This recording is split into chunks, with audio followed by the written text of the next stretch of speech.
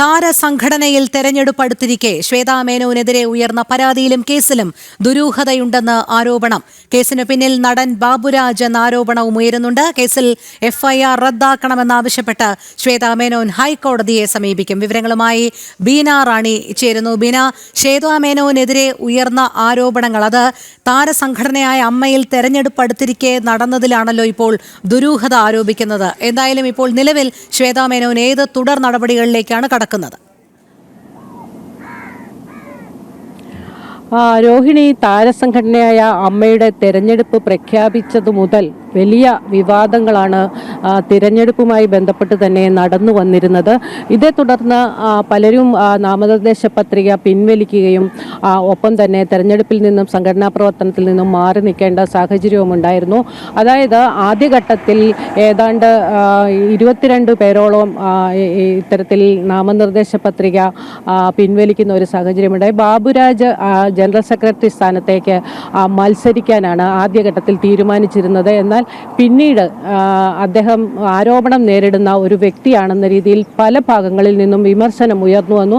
ഒപ്പം തന്നെ സിനിമാ മേഖലയിലുള്ളവർ തന്നെ അദ്ദേഹത്തിനെതിരെ വലിയ വിമർശനവുമായി രംഗത്ത് വന്നു. ലൈംഗിക ആരോപണം നേരിടുന്ന ഒപ്പം തന്നെ ഒരു ബലാത്സംഗ കേസിലെ പ്രതി കൂടിയാണ് അദ്ദേഹം എന്ന ഒരു ആരോപണത്തെ തുടർന്ന് അദ്ദേഹത്തിന് ഈ തെരഞ്ഞെടുപ്പിൽ നിന്ന് മാറി നിൽക്കേണ്ട ഒരു ഘട്ടം വന്നു.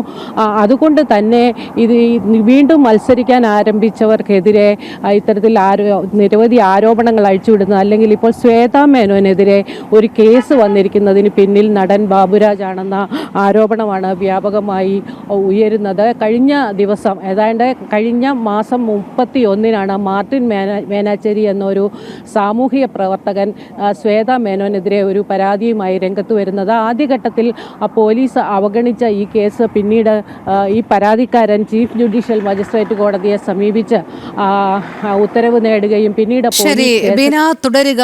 ഞാൻ ബീനയിലേക്ക് എത്താം. ഇപ്പോൾ ഈ വിഷയത്തിൽ പ്രതികരിക്കുന്നതിനായി ഭാഗ്യലക്ഷ്മി നമ്മളോടൊപ്പം ചേരുകയാണ്. ശ്രീമതി ഭാഗ്യലക്ഷ്മി, നിലവിലിപ്പോൾ താരസംഘടനയിൽ തെരഞ്ഞെടുപ്പ് അടുത്തിരിക്കെ ശ്വേതാ മേനോനെതിരെ ഉയർന്ന ഈ പരാതിയിൽ ചില ദുരൂഹതകളുണ്ട് എന്നുള്ളൊരു ആരോപണം കൂടി വരുന്നുണ്ടല്ലോ. ഇതിന് പിന്നിൽ നടൻ ബാബുരാജാണ് എന്നുള്ള ആരോപണം ഉയരുന്നുണ്ട്. പ്രത്യേകിച്ച് ഇപ്പോൾ പ്രത്യക്ഷത്തിൽ അദ്ദേഹം വരുന്നില്ല എങ്കിൽ പോലും ഈ ആരോപണം ഉന്നയിക്കുന്ന സിനിമകളൊക്കെ ഇപ്പോഴും പൊതുസമൂഹത്തിലുണ്ട് എന്നുള്ളതാണ്. അപ്പോൾ അങ്ങനെ ഒരു വിലക്ക് ഒന്നും നിലവിലില്ലാത്ത ഒരു കാര്യത്തിലാണ് ഇത്തരത്തിലൊരു ആരോപണം ഉയർന്നിരിക്കുന്നതും അതിന്മേൽ പരാതി നൽകിയിരിക്കുന്നതും. എന്തായാലും ശ്വേതാ മേനോൻ നിലവിൽ ഇപ്പോൾ ഹൈക്കോടതിയെ സമീപിക്കുമെന്നും അറിയാൻ കഴിയുന്നുണ്ട്. പക്ഷേ ഈ താരസംഘടനയിലെ തെരഞ്ഞെടുപ്പുമായി ബന്ധപ്പെട്ട ഇത്തരത്തിലുള്ള ആരോപണ പ്രത്യാരോപണങ്ങളോടാണ് താങ്കൾ എങ്ങനെയാണ് പ്രതികരിക്കുന്നത്? ഇല്ല, ഇത് കുറച്ചു ദിവസമായിട്ട്, അതായത് അമ്മ അസോസിയേഷനിൽ 2 സ്ത്രീകൾ മത്സരിക്കുന്നു എന്ന വാർത്ത പുറത്തു വന്നപ്പോൾ തുടങ്ങിയ ആക്രമണമാണ് നമ്മൾ കണ്ടുകൊണ്ടിരിക്കുന്നത്. ആ സ്ത്രീകളെ എങ്ങനെയെല്ലാം കരിവാരി തേക്കാൻ പറ്റുമോ അതെല്ലാം ചെയ്തുകൊണ്ടിരിക്കുകയായിരുന്നു 3 സ്ത്രീകൾ ചേർന്ന്. ആ 3 സ്ത്രീകളുടെ പിന്നിൽ പ്രവർത്തിച്ചത് ആരാണെന്നുള്ളത് നമുക്കറിയാം. അതായത് ഇത് പുരുഷന്മാരുടെ ഇടമാണ്, ഇങ്ങോട്ട് സ്ത്രീകൾ കയറി വരണ്ട എന്നുള്ള രീതിയിലുള്ള മൂവ്മെന്റ് ആണ് ഇത്രയും നാൾ നടന്നുകൊണ്ടിരുന്നത്, ഇപ്പോഴും നടക്കുന്നത്. ഒടുവിൽ അതൊന്നും ഫലവത്താവില്ല എന്ന് മനസ്സിലായപ്പോ ഒരു കൊട്ടേഷൻ കൊടുത്ത് ഒരാളെ ഇറക്കിയിരിക്കുന്നു. ആർക്കാണ് ഇത് മനസ്സിലാവാത്ത? പിന്നെ ഈ പറഞ്ഞ സിനിമകൾ, ആ സിനിമകളിൽ നിന്ന് അയാൾ ഏതോ ചാനലിലിരുന്ന് പറയുന്നുണ്ടായിരുന്നു, ആ സിനിമകളിൽ നിന്ന് വെട്ടിമാറ്റിയ രംഗങ്ങളാണ് ഈ പോൺ സൈറ്റുകളിൽ. ഈ പോൺ സൈറ്റ് കാണുന്ന അവനെ ഒന്ന് ആദ്യം അവനെ അറസ്റ്റ് ചെയ്യണം. പിന്നെ ഈ പറയുന്ന ഇവരാരും എന്തുകൊണ്ട് ചിന്തിക്കുന്നില്ല? ഒറ്റയ്ക്കല്ലല്ലോ ഒരാൾ അതിൽ അഭിനയിക്കുന്നത്, കൂടെ കുറെ പേര് അഭിനയിച്ചിട്ടുണ്ടാവില്ലേ? ഒരാളെങ്കിലും ഒരു പുരുഷൻ കൂടെ അഭിനയിച്ചിട്ടുണ്ടാവും. അതൊരു സംവിധായകനുണ്ട്, അതിന്റെ ഒരു ക്യാമറയുണ്ട്, അങ്ങനെ കുറെ പേര് ചേർന്ന് എടുക്കുന്നവരും. അപ്പൊ ഒരാളെ ടാർഗറ്റ് ചെയ്യാണ്.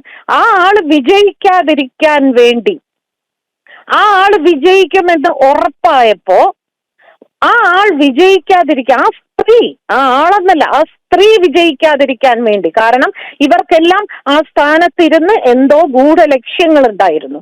ആ ലക്ഷ്യങ്ങൾ നടക്കാതെ വരും. അല്ലെങ്കിൽ തന്റെ ഇടത്തോടുകൂടി അവർ പുറത്തേക്ക് ഇറങ്ങി പറയണം, ഞങ്ങൾ ഒരുമിച്ച് നിൽക്കുന്നു, ഇത് കണ്ടുപിടിക്കണം, ഞങ്ങൾ ഒരുമിച്ച് നിൽക്കുന്നു, ഞങ്ങൾ പുരുഷന്മാർ എല്ലാവരും സ്ത്രീകൾക്ക് വേണ്ടി ഞങ്ങൾ രംഗത്തേക്ക് ഇറങ്ങുന്നു. എന്തുകൊണ്ട് ഇവരെല്ലാവരും നിശബ്ദരായിരിക്കുന്നു? എല്ലാ പുരുഷന്മാരും നിശബ്ദരാണല്ലോ അമ്മയിലെ. എന്തുകൊണ്ടാണത്? അപ്പൊ സ്ത്രീകൾക്കെതിരെ മനഃപൂർവ്വം ഉണ്ടാക്കിയിരിക്കുന്ന കെട്ടുകഥകളും അതിനെ ബേസ് ചെയ്ത് കൊടുത്തിരിക്കുന്ന ഒരു കൊട്ടേഷനുമാണിത്. ഇതങ്ങനെ വെറുതെ വിടാൻ പറ്റില്ല. ഇതൊരു അനീതി എന്ന് പറഞ്ഞാൽ ഇതിനപ്പുറം ഇത് കേരളം മറ്റു സംസ്ഥാനങ്ങളിൽ ലജ്ജിക്കുന്ന രീതിയിലുള്ളൊരു FIR ആണ് ഇട്ടിരിക്കുന്നത്. ശ്രീമതി ഭാഗ്യലക്ഷ്മി, നമുക്കിവിടെ അറിയാം ആരോപണ വിധേയർ ഈ സംഘടനാ തെരഞ്ഞെടുപ്പിൽ നിൽക്കരുത് എന്നുള്ള ചില അഭിപ്രായങ്ങളൊക്കെ വന്നു. അതിൻ്റെ അടിസ്ഥാനത്തിൽ വിജയബാബുവിൻ്റെ ഒരു ഫേസ്ബുക്ക് പോസ്റ്റ് ഉണ്ടായിരുന്നു. ബാബുരാജന് മാറി നിൽക്കേണ്ടി വന്നു. അപ്പോൾ ഇതിലൊക്കെ ഉണ്ടാകുന്ന ഒരു അമർഷമാണോ ഇപ്പോൾ ഈ താരസംഘടനയുടെ തെരഞ്ഞെടുപ്പിൽ സ്ത്രീകൾക്കെതിരായി ഇത്തരത്തിൽ നടത്തുന്ന ഈ പരാമർശങ്ങളിലൂടെ മനസ്സിലാക്കേണ്ടത്?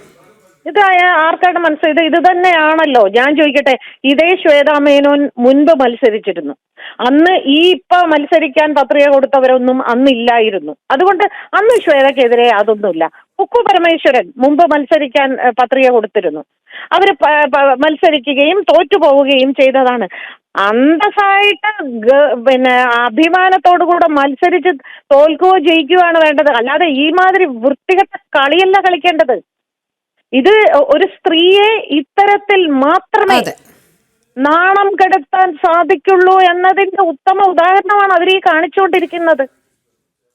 അതെ, വളരെ നന്ദി ശ്രീമതി ഭാഗ്യലക്ഷ്മി പ്രതികരിച്ചത്.